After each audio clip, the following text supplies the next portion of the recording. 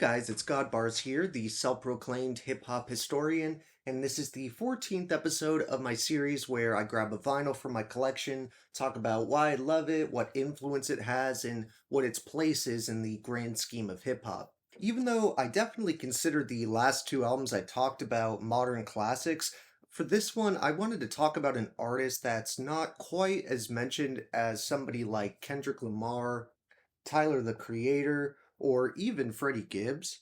I'm talking about Shabazz Palaces, the innovative and experimental hip hop outfit masterminded by Palazier Lazaro, whose real name is Ishmael Butler, but you may know him as Butterfly from the really dope 90s crew Diggable Planets, along with Ladybug Mecca and Doodlebug. Shabazz Palaces is sort of a mysterious project where on albums like Black Up, it's kind of hard to tell what other artists are involved when it comes to features and assisted production, because not only are they not listed on the tracks, but even when you do some digging, it seems like most of the names credited are pseudonyms that make it kind of difficult to get more background. I do know that one feature on here is by former Seattle-based music duo The Satisfaction, and percussionist Tendai Baba Maraye is an essential part of Shabazz Palaces. You'll normally see him listed as one half of the group opposite Palacier, and he's in pretty much every live performance that I've seen of Shabazz Palaces. The production on Black Up is credited to Knife Knights, which I assume is just another pseudonym for these guys, with the mixing attributed to the name Blood and the artwork attributed to Dumb Eyes. Honestly, it really doesn't bother me at all that they took this unique approach to credits because it fits with the album's aesthetic as an absolutely otherworldly experience. I often use terms like timeless or say an album is ahead of its time and would sound fresh today, and while I stand by the times I did say that, I can 100% say without hesitation that Black Up is the most futuristic and forward-thinking album in modern hip-hop in my opinion. If this album dropped today, it would still be absolutely unlike anything else in the genre, especially sonically. As you can probably tell by the god-awful quality of my vinyl, or maybe not because you can't really see. It's one of those albums that has a different album cover than the original, but it was actually the very first vinyl I ever got way back in early high school, and I sold most of my vinyls from that time, but this is one of the ones that I held on to.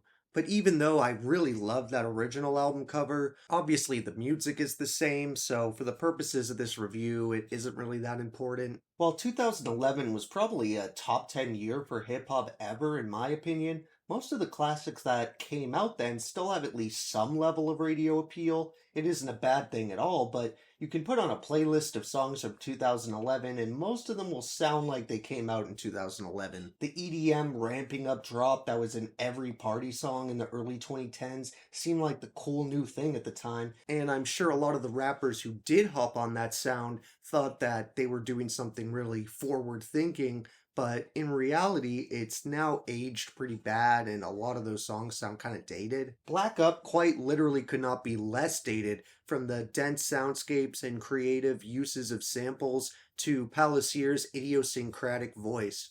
To me, it kind of sounds like a blend of Q-Tip from A Tribe Called Quest vocal tone with Pasta News from De La Soul's cadence and kind of enunciation. I'm not sure if anyone else hears that comparison, but to my ear, it's kind of Q-Tip's higher register combined with pauses, inflections, and charismatic delivery, but honestly, that comparison applies a lot more to the Diggable Planets music than Shabazz Palace's. He still had that higher register, but he was using it in a different way than he was before. His flow on Black Up is a bit more modern than his 90s flow, but it's even more distinct since the way he rides the beats on here is unlike any other MC. He finds these pockets that almost border on trendy, at least they're the type of thing you wouldn't hear done anywhere in the 90s, but his pen is arguably in top form here. The way Butterfly or Palacier rides these beats is really impressive, and honestly, I don't think that the vast majority of rappers would be able to do the same thing. The outer space-like production and dense bars start right off the bat with Free Press and Curl, where these deep, heavy bursts of bass tell you right away this isn't going to be just a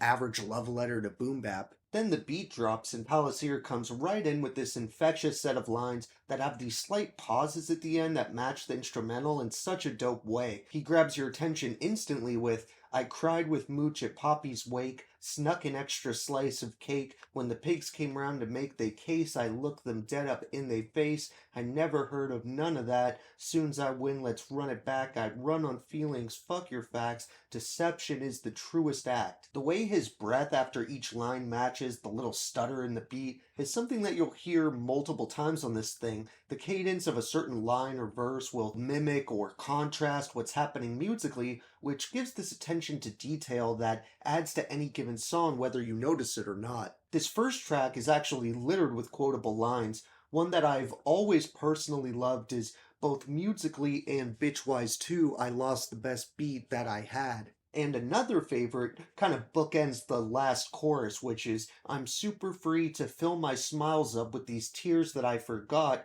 and haunt myself beside these pretty ghosts that float my heart. If you've seen any of my other videos, you may have noticed I'm a sucker for poetic lyricism and abstract imagery, and most of my favorite artists inside hip-hop and out I consider amazing writers. Palace here is no exception, and while he was without a doubt still an incredibly skilled MC when his initial run took place, I personally feel like something clicked in him between the end of Diggable Planets and the birth of Shabazz Palaces. Creating an atmosphere is arguably the single most important thing for me personally in an album, and while any given album's atmosphere is dictated by the instrumentals to a certain extent, even a flawless beat that's chock full of personality can't really become a complete song without the proper MC attached. By being a longtime producer himself, Ishmael Butler uses his highly developed and experienced ear to know exactly how to approach every song on here. Another lyrical gem is where he paints this almost dystopian picture on Uology, where he says, the nights are getting stronger and the days are getting longer, the buildings getting bigger, the outside getting smaller, the lies are getting truer and the truth is getting brighter, things are looking blacker, blacker's looking whiter, the price is getting higher and the buyers is the flyest, the stars are never brighter, the good are getting tired. The reason I keep using terms like otherworldly to describe the soundscapes on here is because the way these guys stretch and warp vocal samples is past the point you'll hear practically any other album attempt. It's one of the many things that makes Black Up sound like it's just from a different dimension, and another thing that highlights that is the absolutely absurd song titles. I enjoy a lot of pretty avant-garde stuff outside of hip-hop, but frankly I draw a blank trying to think of any other artist with track names like this. If there's one thing you can say, it's that Shabazz Palaces definitely aren't in danger of having anyone put out a song with the same name as theirs. With titles like A Treatment Dedicated to the Avian Heiress from Northeast Nubis, in parentheses, 1,000 questions, one answer, and Endeavors for Never, in parentheses, the last time we spoke, you said you were not here, I saw you though, I think they're safe. Along those lines, if I had to name my three favorite tracks on this totally one-of-a-kind experience, they would have to be Free Press and Curl, an echo from the hosts that profess infinitum, and Recollections of the Wraith. Thank you for watching my 14th video. As I mentioned previously, I had inadvertently made all three of these last reviews albums from 2011, which I don't really mind because it's just a testament to how much great hip-hop is hidden in every year if you look for it. So next time I'm going to talk about another decently underground album, but this time from 2014, and it's definitely one of my favorite albums from that year. So be sure to tune in next time for that, and don't forget to like, subscribe, and let me know what your favorite song off of Black Up is. And don't forget to have a great day, and I'll see you guys next time, okay? Alright.